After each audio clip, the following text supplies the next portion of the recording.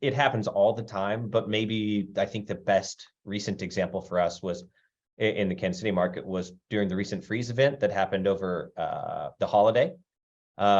There was such a massive inundation of losses, countrywide, obviously, that adjusters, consultants, contractors were having a really difficult time making it out to the site.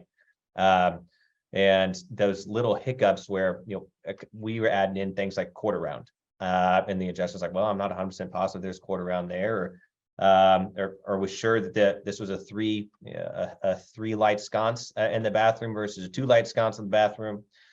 And we were able to just very quickly like highlight these items in the scan, shoot it over, and it just cleared it up very, very quickly. Because again, like we said earlier, everyone only has so many hours in the day. And just to be able to go back and reference these items, it just clears up so much ambiguity.